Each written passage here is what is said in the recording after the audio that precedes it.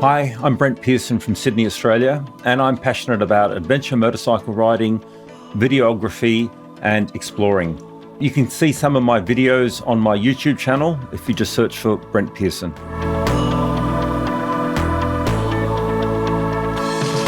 Welcome to the Real Riders Podcast. My name's Simon Josie, and if this is your first time here, welcome and thanks for listening. As the tagline says, this is a podcast about filmmaking motorcyclists and motorcycling filmmakers. As you heard at the top, Brent Pearson is my guest today. He's another YouTuber, but one who initially began his working life in film and television production before changing careers.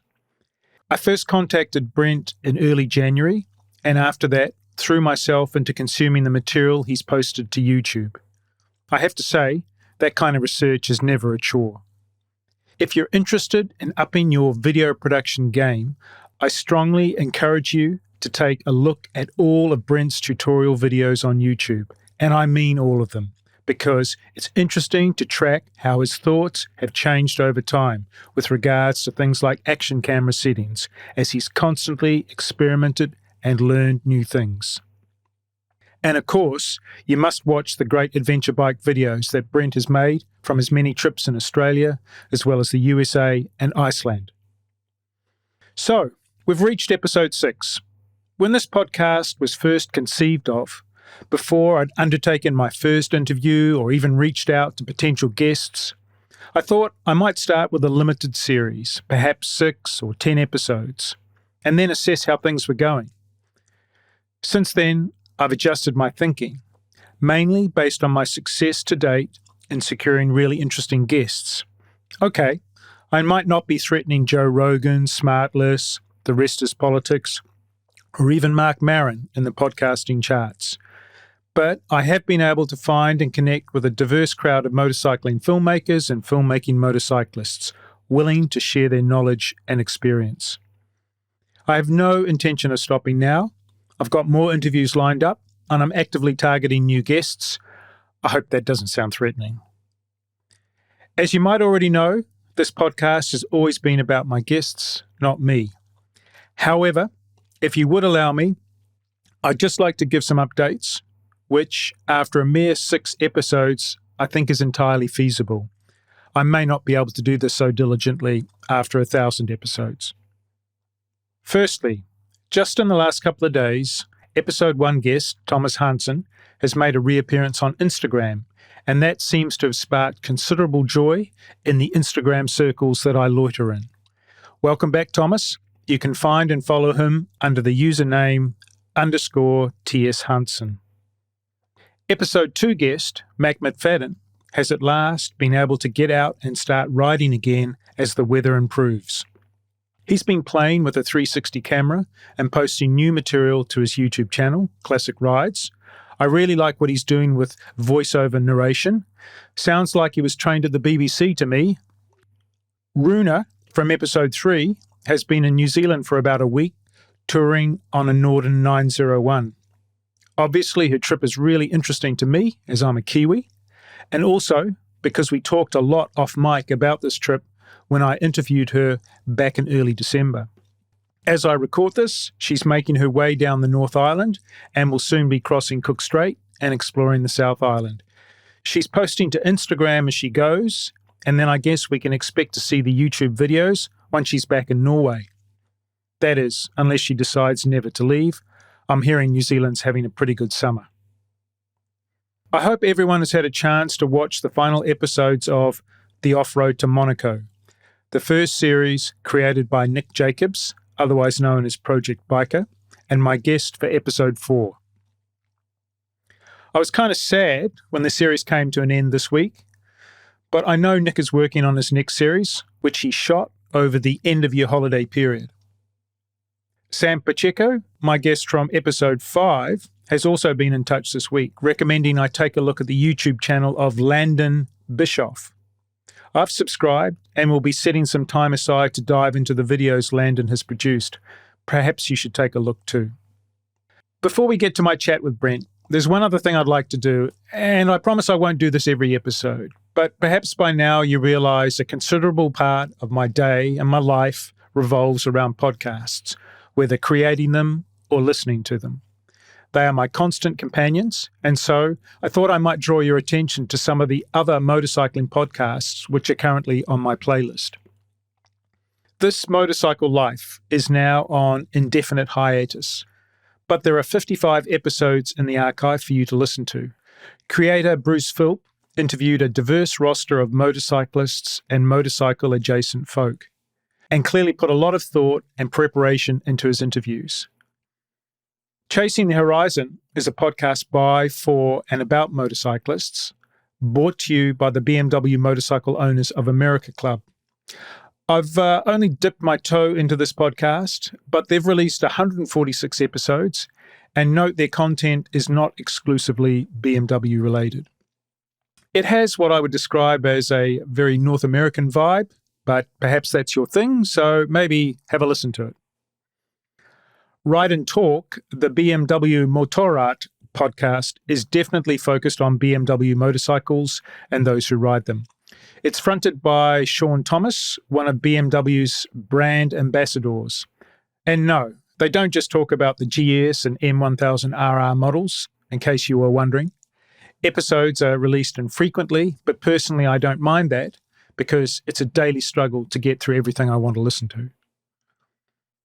Adventure Rider Radio claims to be the longest-running adventure motorcycle and travel podcast since 2014, with over 500 episodes released.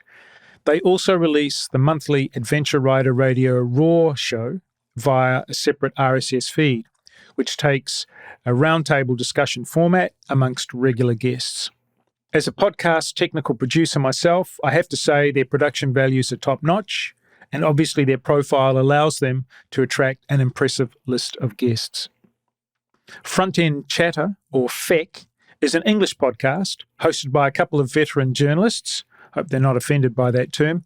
Lots of talk about new bikes and answering questions raised by listeners via the always overflowing mail sack. It's an engaging mix of English banter and solid technical knowledge, or at least I'm impressed, though that's not saying much. The Creative Riding Motorcycle podcast has been around since 2015, and their back catalogue consists of nearly 350 episodes. Now, I have to confess, I've only listened to episode 1, and right now I'm trying to figure out how to make more space in my listening schedule to sample more of the episodes. So I can't really tell you much about them, but at least you're aware of them now. The Motorcycle Archives is new, with only a couple of episodes released so far. Now, look, episode 1 is not an easy listen due to some audio production issues, but episode 2 is much better, and note that each episode appears to be the raw interview that forms the basis of a short video documentary. Those video documentaries can be found at the YouTube channel of the same name and are put together very professionally. I'd like to give a shout out to Chris Mooncast, which is a German language podcast about motorcycle travel and adventure bikes from Chris in Austria. Look, I'm trying to learn German at the moment, and one day I hope to fully understand this podcast. Currently, I understand about 40% on a good day, but thank you, Chris, for helping me on my German learning journey. A timely reminder that podcasts are not only an English language phenomenon. Last, and certainly not least, we have the Trail and Adventure Motorbike Podcast, or TAMP, or TAMP, which I have to confess is a current favourite.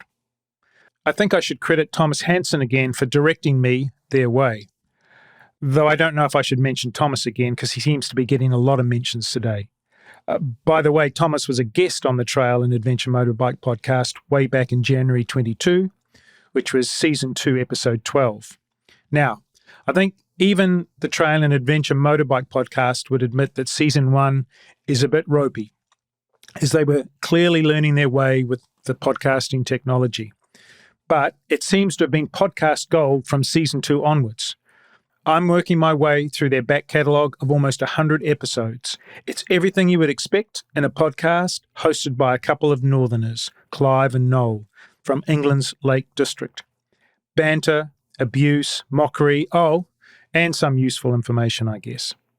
They seem to be well connected to the trail and adventure motorbiking scene in the UK, if not globally, and they are able, therefore, to pull great guests. Episode 100 is about to drop as I record this, and the listenership is waiting to see who they've lined up for this milestone episode.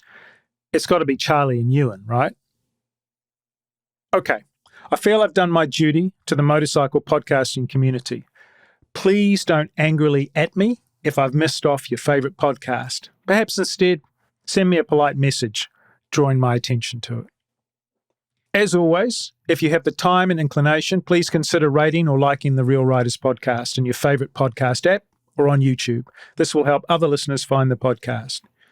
The podcast has accounts on multiple social media channels, and I post to them whenever new episodes of the podcast drop. I tend to be most active on Instagram if you want to message me.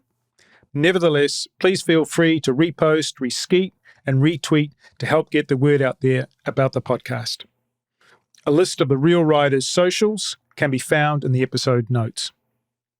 Righto then, finally, let's get to my talk with Brent.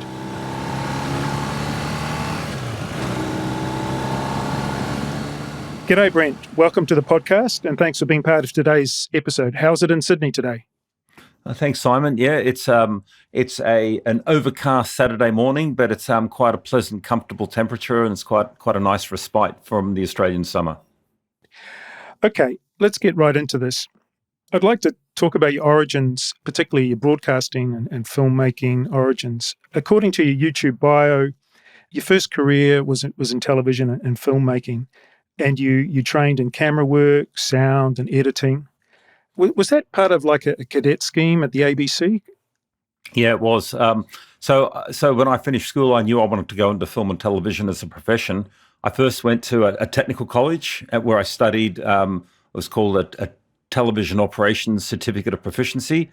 I then went out and worked in regional television for a while, and then I was accepted into, it was a cadetship, a traineeship that the ABC were offering. And it was pretty difficult to get into, but it was an amazing training program. It was 3 years, and it was a mix of sort of classroom training and theory, as well as rotating around the different sort of production facilities of the ABC. And so, we learnt both 16 millimeter film, which was still being used at the time for drama and news, and we also learnt electronic. So we had, film and electronic, and then it was camera work, sound, and editing were the three production disciplines. So it gave me just a really great bedrock of knowledge to build on. And were you expected to specialize after that 3-year period in one of those disciplines? Yeah. So through the final year of our cadetship, we were expected to specialize. So I specialized in camera work, and I then focused in outside broadcast. So I loved being able to go into the outdoors and go out into location and actually, set up and produce high quality video from there. And I think that's probably what I've carried forward into the work that I'm doing with the motorcycles today. That outside work, was that outside broadcast, live outside broadcast like sport and stuff like that, or was it a lot of news gathering? No, it was mainly sports and drama. So, we'd go out on location typically with either, vans or big, outside broadcast trucks, and we'd be doing everything from rugby, golf, through to opera, drama, you name it. And tell me, because I have a sort of a similar background, but only in the radio area, because I went into radio straight after school as well. And okay, I don't want to be impolite or anything, but I'm guessing maybe we're about the same age. Was it still an analog world when you left the business, or had it already started to move into digital? It had already started to move into digital. I still remember some of the earliest editing suites there were kind of like $1 million edit suites. And at the time they called it random access editing. But when I started shooting, it was definitely analog when I started. But by the time I left the film and television industry, it had sort of pretty much transitioned fully to digital. Right. Yeah. I think maybe the similar timing for me with audio. I remember the first audio workstation I saw, I think, was from AKG, and it was like the size of a mini, and it could do digital editing, which was pretty amazing. I think the thing that I remembered is that I could slide the different channels around in time, which was the big innovation. That was amazing. Yeah, Yeah. yeah, compared to the old multi-track recorders and things. Yeah, it was incredible. Exactly, and also the fact that you could do things in a non-linear sequence. You didn't have to do them in a linear Yeah, sequence. Yeah, yeah, that is definitely a game changer. for sure, for sure. Um, why'd you get out of the business? After a while, after you do several years of outside broadcast, it starts to become a little bit routine. And around that time, that's when personal computers kind of really started hitting the scene. And I became fascinated with computers and computing and taught myself how to write business applications. And I just got sort of taken into a different pathway, which in a way is good because by then making video production no longer my profession, it enabled me to turn it into a passion. So my profession was sort of fueled more by technology and computing, but it was nice to revisit and bring video back into my life through combining it with my passion of motorcycle riding.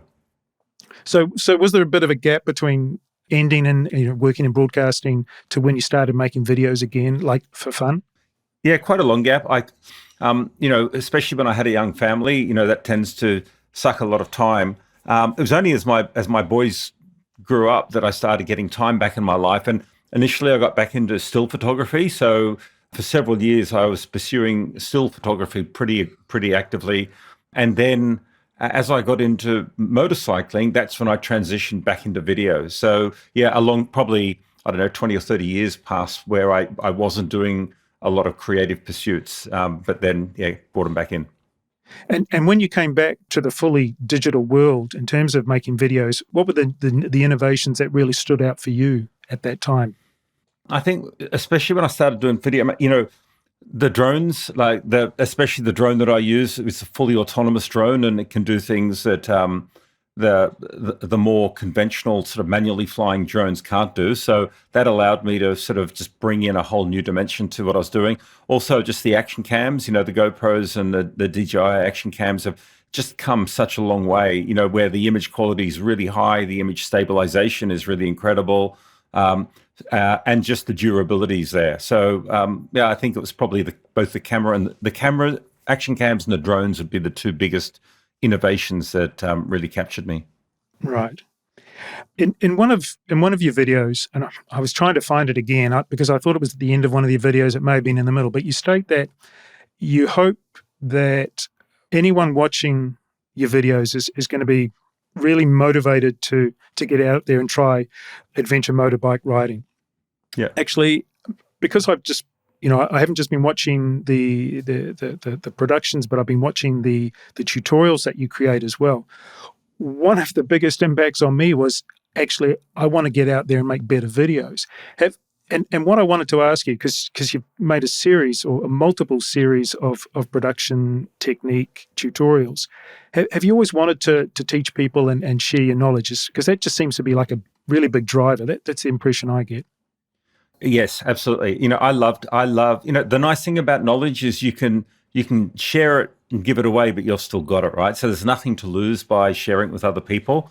And, even when I was doing stills photography, I used to teach, I used to run workshops, I wrote books on photography. So I love learning and I love progressing. And then I love sharing it with others that want to go up the journey. And if I can make their learning curve a bit faster or easier, then it's quite satisfying and rewarding. So yeah, I love that aspect. And that's why I do spend quite a lot of time to actually make training and tutorials and things like that, because I do, it's great if you can take all of the knowledge and fun that you have and then give it to other people to enjoy as well. Yeah, and one thing that I particularly like about what you've done with the YouTube channel is that you've progressively updated your findings, your views. In fact, just this week, I think you put out a new video about GoPro settings. And so it's really interesting if you watch it in a logical linear sequence, as I did, old to new, and you see how you've been learning stuff and changing your mind about stuff, and it's just constantly going on. And particularly like with this latest one that you released, it's been really interesting. I mean, has that been deliberate that because someone could take down those older videos and say, this is not interesting anymore because I've changed my mind. But I really like the way you've kept everything up there. Yeah, I've kept it up there because I think it is a sort of like a journey of discovery. And, with the GoPro videos, what makes it tricky with the GoPro, as I pointed out in the latest video, is there's no exposure information. So you're kind of trying to work it out from the image itself. And sometimes you kind of come up with a hypothesis, you test it, you validate it. And then all of a sudden, someone points out and says, hey, Brent, here's a hack where you can now get exposure information on the GoPro and learn what it's actually doing. And so it is a journey of discovery. And I want, rather than just have the endpoint, I think people enjoy going on the journey and seeing how the thinking's changed, or looking at the videos and seeing the impact on the quality, etc. Yeah. I think also one of the things that I thought was quite nice about the tutorial videos is they're not. It doesn't feel like you're trying to sell anyone something. You're just going through, and you're also saying, look, there are other ways to do this, but this is how I do it. And, follow along. I'm not trying to teach you how to use Premiere. I'm just trying to show you how I do things, and et cetera, et cetera. Yeah, I have to say, I thought that was, I watched all of them. I love them. They're great. I'm going to get into trouble if I don't ask you about your motorcycling history. So I guess to start with, how and when did you get started with motorcycling? Yeah, when I was, young, like 17, all my first vehicles were all motorbikes. So dirt bikes, I had an enduro bike, I had trail bikes, and I had road bikes. And so for probably the first 7 or 8 years, I never owned a car. And that's where I got my love of motorcycling. I moved to England, and the weather and roads were less conducive. So I stopped motorbike riding then, had a family, didn't motorcycle ride for ages, but again, got back into it probably about 3 or 4 years ago now. And through my brother-in-law, he loved motorbikes, and he kept taking me out on rides, and I just got the bug again. And once my boys grew up and I had some time, I've now gotten back into it. Yeah, for me, motorcycling is just a passion. I now do have a car, which I use sort of begrudgingly, but whenever I want to go from A to B or have an adventure, it's always on one of my 3 bikes. And is it something you do daily? Like, are you a commuter, or is it something that you keep, in the garage, wait for the weather to be nice and take it out then? Yeah, no. So, I've just moved house, and now I actually commute by ferry. So that's amazing. But before that, yes, I used to commute every day on my motorbike, pretty much rain, hail or shine. I don't mind a bit of rain. And then, I would get out on my adventure bike whenever I can. I'm always sort of either doing a ride or planning a ride. So it's, I'm pretty active on the bikes. And now I've got a little motor scooter. So I'm, I use that for running around and doing all my errands, and I love that as well. So I guess that's the next question. What's in the garage these days? So I've had 2 bikes as a sort of staple. I've had my adventure bike, which is my Husky 701. And then I've had my road bike, which is my BMW R9T, which is just a beautiful bike to ride. It's just a stripped down, kind of like a cafe racer. And for me, that's just like the essence of motorcycling on road. And then I just bought a little Vespa scooter for plugging around town and zipping through the traffic. And I love that as well. Yeah, in earlier videos, you're riding a GS, and I guess you've come to the school of light is right now, and that the lighter bike is better for the Australian outback. Is that right? Yeah, look, I love the GS, and I will get another GS. But what I found was the GS took me into adventure biking, but pretty quickly I realized that, especially in Australia, the types of trails that we have and the types of trails that I like riding are more technical. So I like getting into the Victorian high country. I like getting into the Blue Mountains. I like getting up into, the state forests where I'm not riding dirt roads. I'm typically riding twin track. And I learned very quickly that that's pushing the GS way out of its comfort zone. And I'm not a great rider. I'm a very average motorcycle rider. So I found that light helps me, and having a bike that's as capable as like the 701, it just helps me and makes my riding much more enjoyable. And I don't suffer anymore from, what I call big bike anxiety, where I'm always wondering, is the track big bike friendly, and am I going to be able to get through? I now know that I'm on a bike that's super capable, and unless it's kind of single track or hard enduro, I can pretty much get through anything on that bike. And your videos do such a great job of selling the great outdoors in Australia as a motorcycling destination.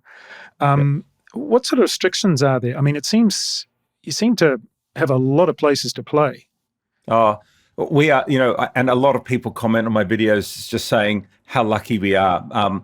You know, from Sydney, I'm right now. I can take a ferry and I can be in the central business district in 6 minutes on a ferry. So I'm right in the middle.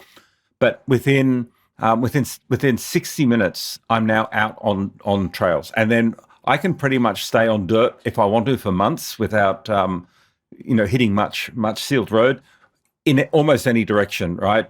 Obviously not the ocean, but north, south, or west, we've got just the most incredible tracks. So, I'm planning a trip right now, which is a tour of Victoria, and we'll be spending 9 days, almost 100% on dirt, doing a lap of one state, and that will probably be 1% of the trails in that state. So we are blessed with just incredible landscape and just so much incredible riding. It really is an adventure bike rider's paradise. I think the US is another country that I've been to, which has got similar. If you go out into Utah or Nevada or a lot of Idaho, there's incredible networks of trails to explore. But Australia, yeah, I feel pretty lucky where I am to enjoy this sort of hobby. Sure. And is the best riding in the southeast, and sort of, should we say, New South Wales, Victoria, and South Australia? Is that where the best riding is? I would say it's. I've only scratched the surface of Australia. We've got great riding in New South Wales. I think Victoria has exceptional riding, and so does South Australia with the Flinders Ranges. And so I would say it's mainly around the edges. There's a lot of riding out in the middle, but it's like big open desert, like nothingness for ages. Whereas around the edges, you've got high country, you've got Flinders Ranges, you've got just incredible undulating scenery, which is quite diverse. Yeah. No, as I say, you're doing a good job selling it to those of us who don't live in Australia. It's an easy sell, I can tell you that. Yeah. Apart from the snakes, okay, we won't talk about the snakes and the spiders. That's the New Zealander in me coming out. That's the only part that terrifies me. Yeah. Yeah. You know what I would say? In my life, I can probably count on one hand the number of snakes I've seen in the wilderness. Right. So I think it's like the threat or the thought of it is much worse than the reality of it. Right. Okay. I'd now like to talk a little bit in some depth about some of the videos and just some things that I've observed and just try and get your thoughts about them and try and discover how deliberate they are or accidental. The first thing I noticed when watching a lot of your videos is, in terms of your shot selection, you tend to sort of rotate between lots of drone footage and some POV, point of view shots, but also a lot of what I would call a follow shot, where a rider's sort of immediately in front of you and you've got them sort of framed as the main subject. And initially I thought, why is that? Is that because Brent's chin mount is kind of sitting high? And I was looking at your helmet and trying to see where the GoPro was, and I thought, it's more like a mouth mount or a nose mount. And I thought, that's why we're not seeing much of the bike. We're not really seeing the handlebars. We're not seeing the instrumentation. We're just seeing the bike, the person you're following who's sitting in front of you. And then I started to watch your tutorials, and I realized that actually you've been a lot more deliberate about this, that in fact you're creating what you call a cinematic shot, and in fact you're trying to eliminate your motorcycle most of the time. What I wanted to ask, it's a long way of getting to the question, is that something that you set out to do deliberately right from the beginning, knowing that you wanted to show a follow shot rather than a POV shot? Yeah. So you're right. I have two distinct settings on my GoPro. One of them is wide, which gets the handlebars and kind of makes you feel like you're on the bike. And then the second one it's more a linear lens and more hyper smooth stabilization turned on, which also crops further still. Yeah, look, I think it's more interesting for people to watch someone ride than it is to watch the trail in front. So when you watch someone ride, you're watching the way they're balancing, the way the bike's moving and all of that sort of stuff. So generally I like to follow someone and then it's more about watching them and how they take the trail and how they observe, dodge things and things like that. So I actually think that's more interesting than just watching a fairing sort of bounce up and down with handlebars on an empty trail. But I will put in, if I'm going down a steep or scary track or something like that, then I'll stop, I'll switch modes, and I will capture my perspective of what it's like to ride this track. But I'd say probably 75%, 80% of the time, I'm in cinematic mode and I'm talking on my headset to, one of my riding buddies saying, right, you ride in front, I'm right behind you, I'm here. And I'm focusing on them as the subject. Yeah, I mean, because I was thinking, is this what we're used to seeing? Is this what we've been taught to see? And I was thinking about sort of commercials, what we see on television. Whenever you see a commercial for a car or motorcycle, it's exactly what you say. You're seeing someone driving that, or you see the vehicle moving through its environment. That is a lot more interesting than if someone was, showing the steering wheel, as you say.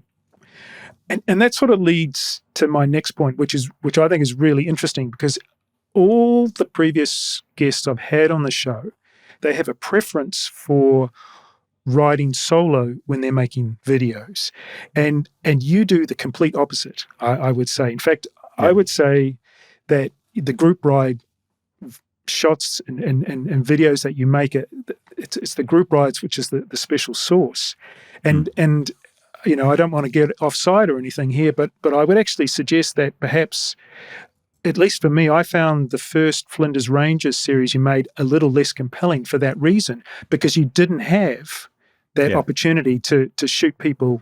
You had a limited range of shots that you could use. How do you do the group ride efficiently? How have you achieved that? Because what my previous guests have said to me is that, I went out with my mates and soon they realized that, well, actually, it takes a lot of time to do all these shots, stopping, starting, setting the camera up, driving towards the bike away, all these things. How have you managed to make it so efficient? And was this something that you realized very early on, or did you have to discover sort of through trial and error? Yeah, look, great question. And you're absolutely right. When I did that first Flinders series solo, that's probably about the only time I've really ridden solo. And I think it's much tougher to be interesting because, you're by yourself and the shot selection, it is just by yourself.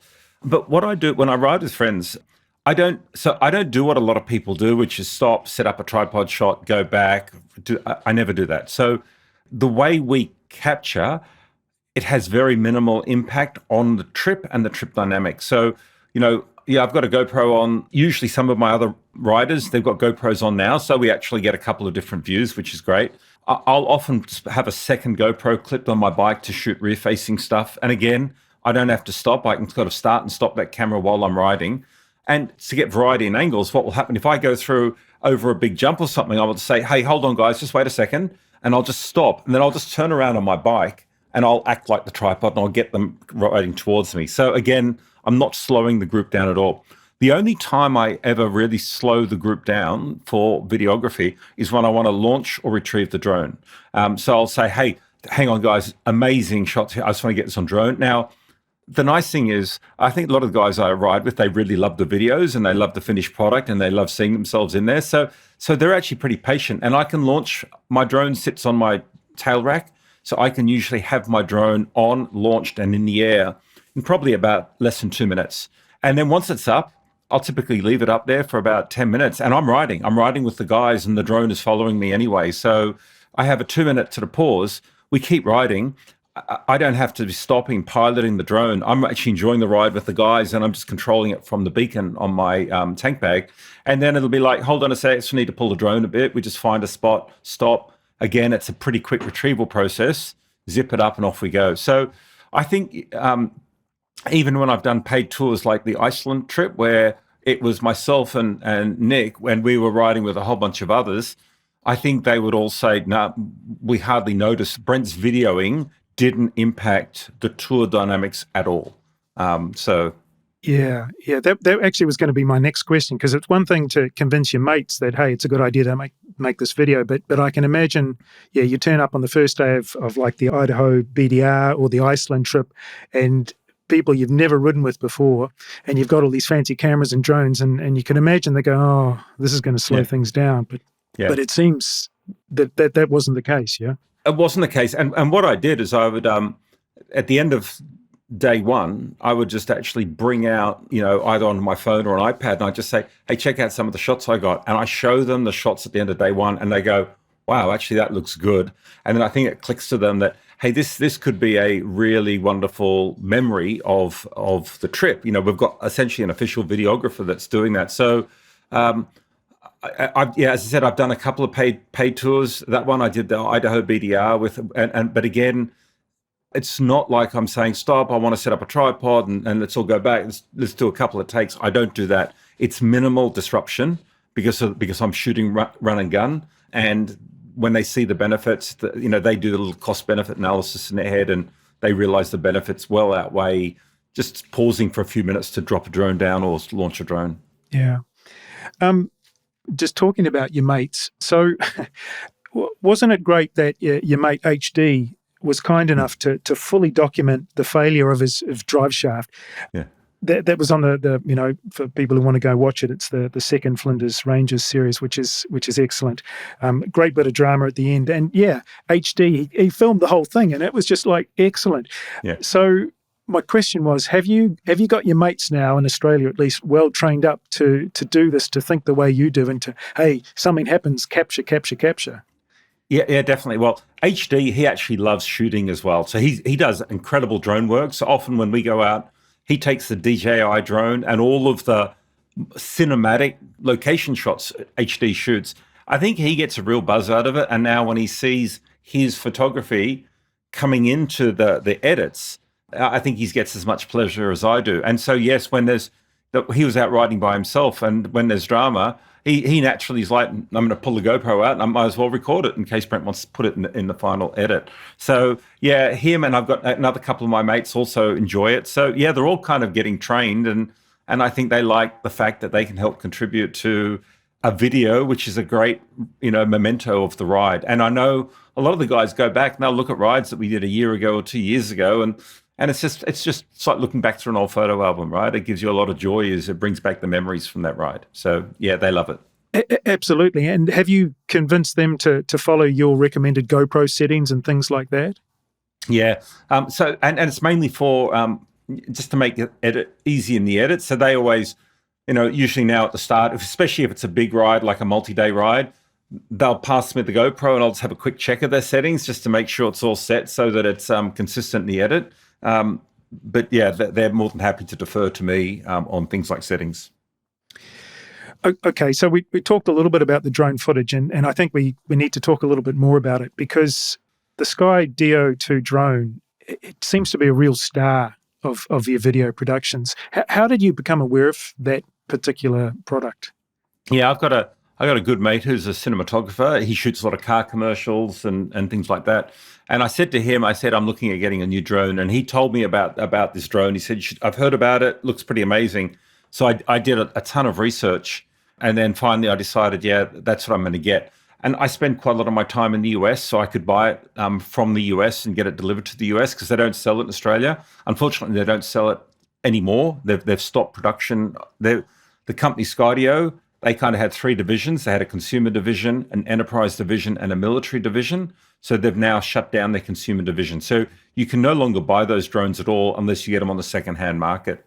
But I bought it and I tested it while I was in the US in terms of its autonomous flying. And there's a video that I posted of my first test runs. And I kind of just decided I'm either going to crash this drone on the first ride out and never use it again, or I'm going to put it through hell and have the confidence that the drone can do what I want it to do back in Australia. And it turned out to be the latter. Absolutely. I mean, I remember watching that video, and there's power lines or telephone lines right next to the road and I'm just like, what are you doing? I'm feeling cold sweat just watching what you're doing with this thing. And it's just remarkable how it just seems to be able to sense the lines and navigate around them. It's amazing. Yeah, it is. It is still the best autonomous drone out there. And I know DJI are making improvements with Active Track and things like that. And I'm keeping an eye on it, but it's still, I don't think it's got a patch on the Skydio yet. So I'll keep enjoying flying my Skydio until something better comes out, or until I end up, destroying it in some, pond or lake or water or something. And I don't want to get you on the wrong side of the law here, but like I've got a drone, quite an old DJI drone, and to fly it here legally in Europe, I had to get a license basically. And this idea of autonomous flying, it didn't even occur to me as a possibility actually. And I'm looking and watching your videos and thinking, I don't think I could legally do that in Europe at all. What's the legal situation in Australia with autonomous drones? Yeah, I obviously the rules and the laws are changing pretty rapidly everywhere. I try and stay up to date with them, but when I've looked at the aviation rules here, they don't say anything about autonomous drones. What they're talking about is, you don't fly over roads, you don't fly over people, you fly these distances, etc.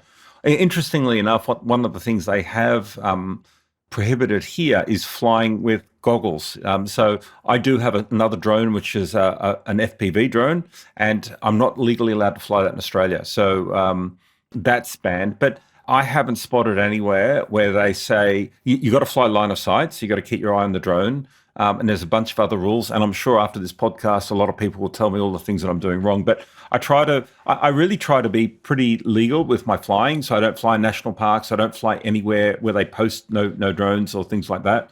I'm also pretty respectful. Drones can be bloody annoying. And so if I want to go and fly my drone and there are people there, I usually won't fly my drone just because I don't want my fun to intrude on someone else's activity. And if someone tells me that, the drones are annoying them, I will do my best to either land the drone or get the drone out of their sort of line of sight so it doesn't bother them.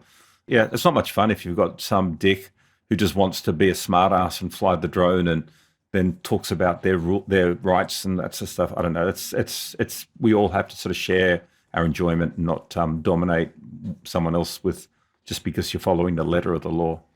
Did you have any issues with flying the drone in Iceland? So I didn't. There were a lot of places I wanted to shoot with drone footage in Iceland. Some of the waterfalls, they all had signs posted saying no drones. So I didn't fly drones there. But no, everywhere where I was flying the drone, it was just out in the wilderness, and I didn't have any problems at all. And you mentioned the FPV drone, which you showed us in that second Flinders Ranges series. You talked about a shot which you ultimately didn't make with that drone. But what does that drone do, or what do you think it's going to be able to do that the Skydio 2 can't do? Yeah. So I've actually got a second FPV drone, which is called a Nevada. And the Nevada has enclosed propeller blades. So that means that I can actually fly the drone quite close to people with much less risk. So rather than, exposed blades flying out there, which are quite dangerous, this means I can fly this drone indoors. I can actually fly it, and I can actually fly it close to people riding, and it flies much faster. So if I want, there are some shots which I still can't get even with the Skydio. The Skydio's got a maximum speed of about 57 kilometers an hour. And, sometimes there's shots where you really want to try to capture what's it like when you're flying along an open desert track at 80 or 90 kilometers an hour. Well, the FPV drone will keep up with me that. So I can actually, if I stop, I'll only take that little FPV drone on a supported trip. So I'll have it in the car. But if there's an incredible landscape and I want to get a shot where the rider's just flying along at 80 or 90K, I will do that. I will fly with my goggles and get the drone up close to the rider. So you kind of get this really interesting perspective. They're the types of shots that I want to get.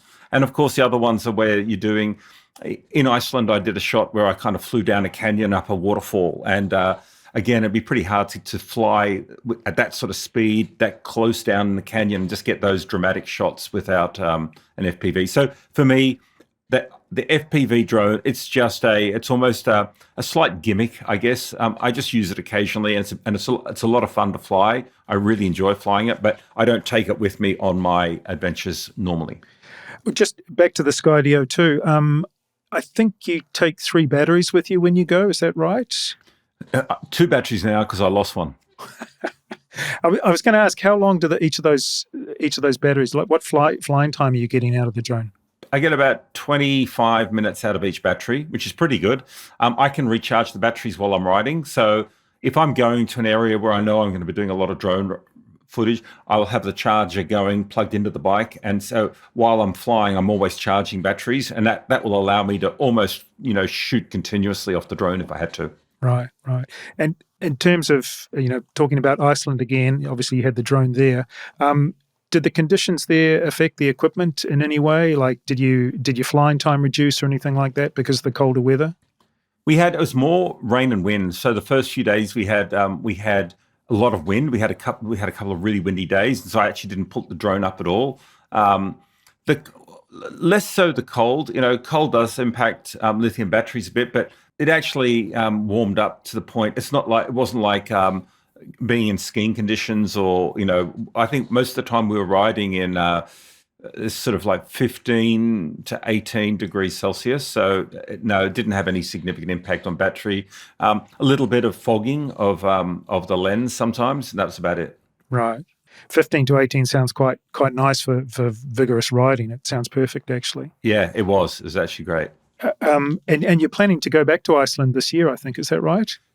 Yeah, I mean, so the video that I shot in Iceland went kind of nuts. I think last I looked at it was about 1.1 million views. And I spoke to the tour operator, and he said all of his tours for 2025 or 2024 are sold out. So every single tour for the whole year.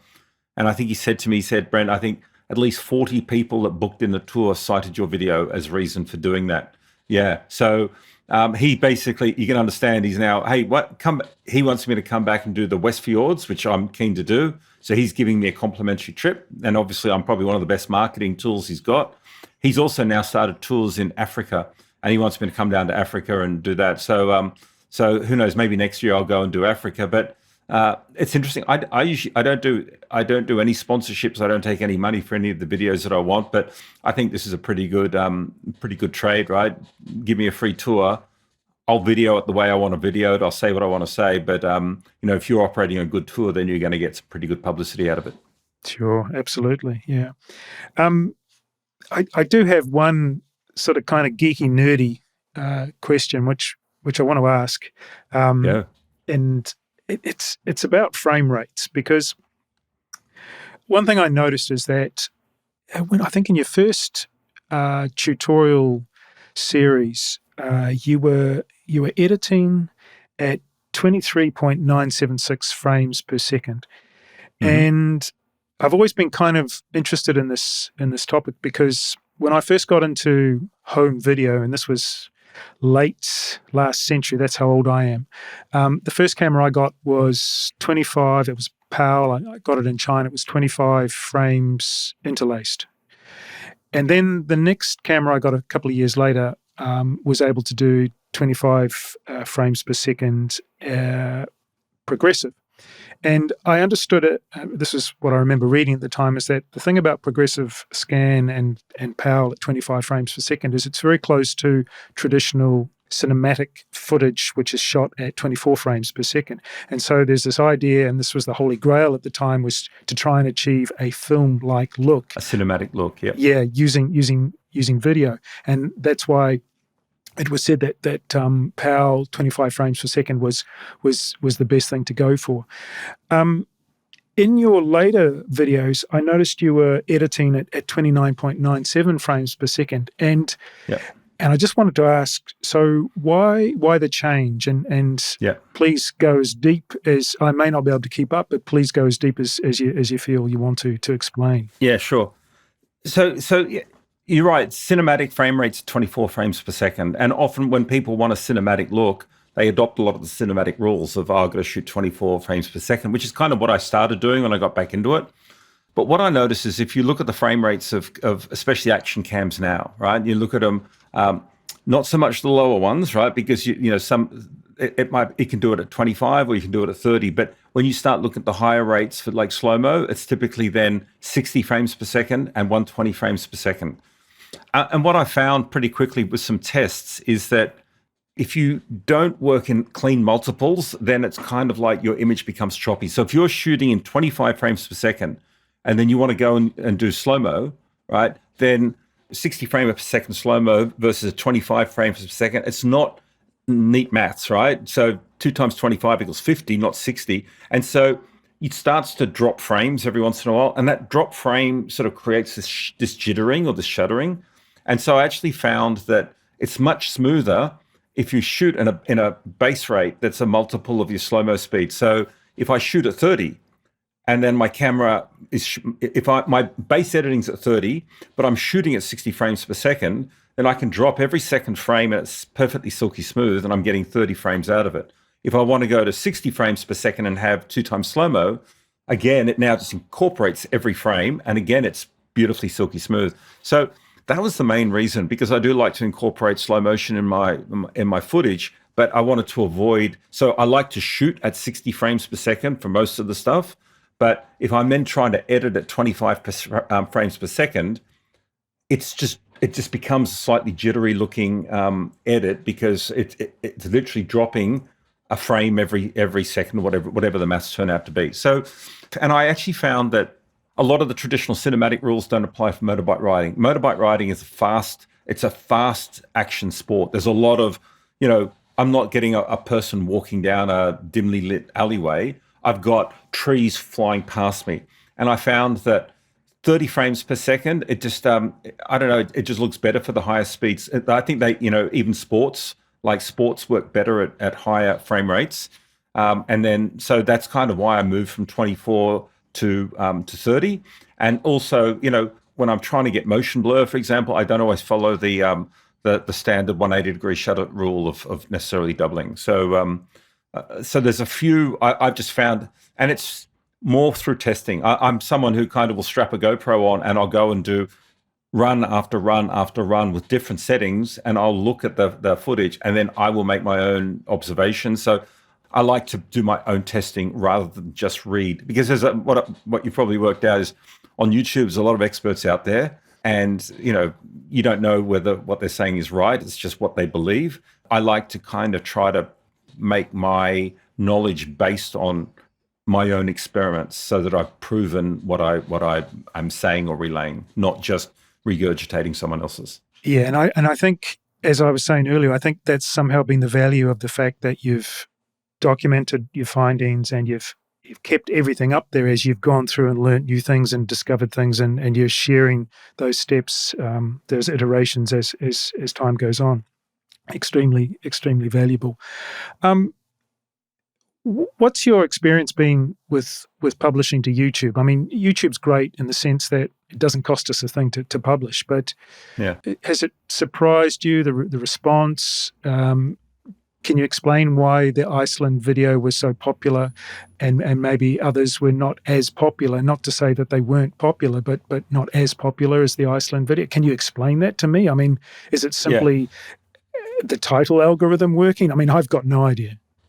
Yeah, so I'll answer that question secondly. But first thing, in terms of how have I found it publishing to YouTube, first thing to understand is I've never set out to build a channel. So I've never set out and this is not my job. So the way it started, I started just publishing videos for my friends, and then I started getting subscribers. And when I hit 1,000, it's kind of interesting. Someone said to me, "Hey Brent, you can now monetize this," and I went. And I, to be honest, I wasn't that concerned about the money side of it. But the funny part about it, and the reason why I monetized it, it was actually for the benefit of my wife. And what I mean by that is my wife started nagging me, like, "Brent, you're bloody spending all your time in front of the computer editing videos, da da da." And then one day I hit 1,000, and I turned to her. I said, "Do you realize I've now got 1,000 subscribers?" And she said, "Well, so what?" And I said, "That means I can now monetize it." And she goes, "You can monetize it?" And I said, "Yeah, it means that YouTube will pay me for that." And so then all of a sudden it's like, "Well, you better get out there and shoot another video, and you better." So that was the reason why I monetized it. Now, what's interesting is if you look at when you publish to YouTube and you say, "Do you want to monetize it?" Yes, you can actually say, "Where do you want to play ads?" I never play ads through the middle of my videos. So I may have accidentally in the early days, but now I only play at the start, at the end. So I never interrupt a video with an ad. And I don't want to dilute the experience. And for me, the money that I get, I just put back into drones or toys or cameras, and that's it. I've got a real job. Real job pays the bills, so I don't have any pressure to build a channel. I don't take any sponsorships. I don't want to turn my channel into, some glorified ad. I just want to have fun doing it. In terms of the algorithm, now I don't know. I don't know why the Iceland video took off, and I don't understand the algorithm well enough. But I'm always trying to just make my videos better and better and better. And I'm trying to. I don't want them just to appeal to adventure bike nerds. I want them to appeal to people who've never been on a motorbike and go, you know what? That looks pretty cool. Maybe I might get that. I haven't thought about a motorbike. Or if I'm a road rider, maybe I'll try some off-road stuff. So I'm trying to make my videos interesting even to non-adventure riders and make people want to go and see some of the world that I'm lucky enough to see on two wheels. A big feature of all your videos, and I checked earlier today because I went back and checked that this was the case with your early videos as well, is the narration that you provide with the videos. And how did you decide early on, I need to do this, I think it's really important? So I think it's part of, if you just go and throw pictures up to music, it's like you don't have a story. I think what I try to do is tell a story to make my videos interesting. And I think it is the storytelling, which is what makes a video, engaging. If you sit there watching 20 minutes of someone, with heavy metal music with a GoPro shooting out the front, it becomes boring pretty quickly. So it's a story that brings you in. Now, when I go on an adventure ride, I often don't know what the story is going to be because often the story unfolds as part of that adventure ride, which is why I never try to narrate my videos while I'm riding. I just try to shoot. And then it's only after, at the end of the adventure, I kind of think, or as it's unfolding, I'm starting to think about, this is the story I want to tell when I cut this video. So these are the shots that I may want to support the story and things like that. But yeah, I will just sort of mix music with narration at the end and just really try to explain some of the things or some of the dynamics that maybe not be evident in the visuals. Yeah, I noticed because you're actually telling us what was going on, but I like it. It's nicely paced and it's not excessive, but it's constant. It's always there. It's a very important feature, I would say, of the videos, particularly as you say, that target market of people who may not know exactly what's going on and need a little bit of guidance. Yeah. And it's just, you're right. I think everyone finds their style, and that's just, I've had some people say, "Oh, I hate your music. I just want to hear that roar of the engine and all that sort of stuff." And it's like, that's fine. There's plenty of channels that do that, but everyone has to choose. I have had other people say, "Love the music, love the narration." So you're not going to please all the people all the time. You just got to find, that's the style I like to produce videos, and it's just very natural for me. So I'll just keep doing it. Do you have any concerns about becoming stale in terms of, you said a few minutes ago that you always want to improve. Like, where are the areas that you're trying to improve? Like, what are you constantly working at? Yeah, so lately the biggest area I've been focusing on is my maps, right? I think that maps are a really important part of telling the story. If you're watching people riding in the bush, but you just, I like to know, where are they? And often I'll hear someone will say, we're on this track, and I'll actually stop, I'll bring up Gaia or something, and I'll actually put in that track. And I actually like to see where they are, and that helps me to understand. So I think that that maps and the display of maps is a really important part of helping people understand the adventure you're going on. And I don't know if you saw the one I did in the Victoria High Country recently, but we actually got stuck in the bottom of a valley. So I actually had maps that turned into 3D maps so you could see the topology and stuff like that. So that's the area that I've been, going up a pretty steep learning curve just to try to make map, display. I love maps. I'm a map geek. And I just think that, if I can tell better stories with the use of my maps, it helps people really understand where I am, what I'm doing, what the challenges are, and that type of thing. So that's one example. I've just bought a different action camera. I've got a DJI Action 4 now, and it's got some capabilities that I really like that the GoPro doesn't have. So I'm going to give that a try. I just bought some different microphones. So I'm always sort of trying to just see if I can continuously lift the bar. I'm not ever happy with just staying status quo. I want to make my videos better and better, and that's my personal learning and development. It's not to try to feed the channel or anything like that. It's just like I want to look back and just say best video ever made, and hey, I topped that one. I'm happier with the production quality of this next one. Have the guys at the BDR begged you to come back and make another movie of their stuff? Well, so I used to do it's a sort of funny story. The BDR rides I used to do with a guy called Neil from a touring company called Backcountry Expedition. So that was my first sort of training when I bought my GS. I learned through him. Amazing guy, amazing trainer.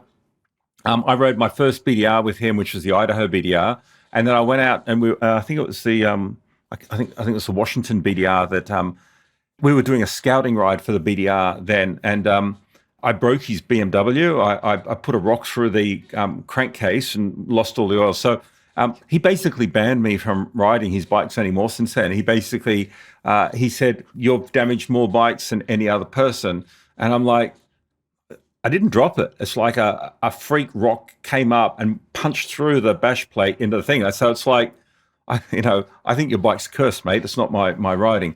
But he felt that my riding style was maybe a bit too hard on his bikes, and that's why I stopped doing that. But no, I've still got some friends over in the US, and I'd like to ride more BDRs, definitely. So there's so many places though, but I only have so much time off. So between Iceland and Australia right now.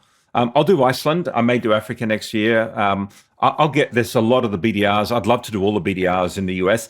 BDRs are pretty easy. So as I get older, that can be something that I can do on a GS or a bigger bike. So I'm probably, while my body allows, I'll probably try and do some of the more technically demanding rides now. And then as I get, a little older and crinklier, I'll probably do some of the easier rides. Yeah, sounds like a good plan. Just a few final thoughts. In terms of your own filmmaking, who do you take inspiration from? Like who would you recommend or encourage others to watch? From an adventure motorcycling perspective? Yeah, I think that's probably a good place to start. Yeah, there's a few guys that like, and I like them all for different reasons. So there's a guy in Victoria called Nerb, Brendan. He's great. He's just an amazing rider. He gets out a lot, and so I love exploring through his eyes. There's Adam Ryman produces probably the best quality adventure motorbiking videos. He's an incredible rider. His production quality is amazing. The only issue I have with Adam is sometimes just his style kind of grates on me a little bit, and it's because he's such a good rider. Sometimes it just feels a little bit I feel like I'm almost not worthy to watch his videos because I can't do wheelies for 300 yards and things like that. There's a guy called Joe Ryan. Joe Ryan is, I think, a photographer, cinematographer, and he's out there on his Enfield Himalayan riding around Australia. But he shoots really beautiful videos as well. He's in some ways he's a bit like me. He's not a great rider. He's relatively new to the adventure world, so he's kind of like a newbie coming in, but. Yeah, he's a good storyteller and he just shoots beautiful videos. So I like watching his stuff. There's some of the adventure riding videos that I look at. There's a lot of stuff that I don't like the heavy doof music, and I don't like the channels that sort of really pump or hype stuff up. I just love good stories and beautiful scenery and places that inspire me to kind of go, I want to do that. I want to do that ride. Last question, and this has sort of become my habit now to ask my guests.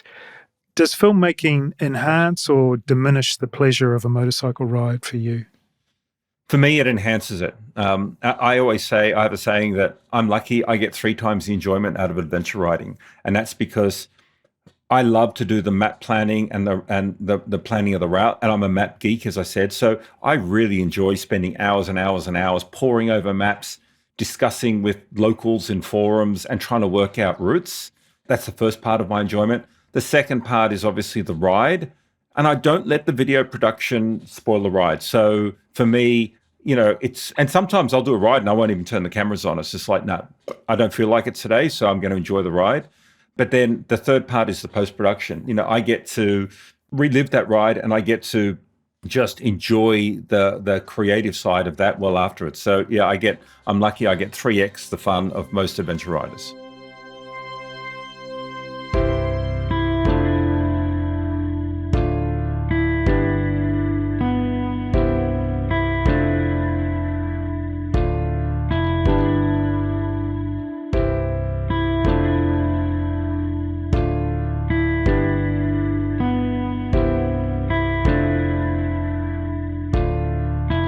Thanks so much for being my guest today, Brent. What can we expect from you next? Yeah, my next ride is at the end of March. I'm doing a 9-day trip around Victoria, and then I've got Iceland in June. They're probably my next 2 big rides, and I can't wait. Sounds great. I look forward to watching the videos, which I'm sure will result after you get back from those trips. Cheers, Brent. Thanks very much. Thanks for having me, Simon.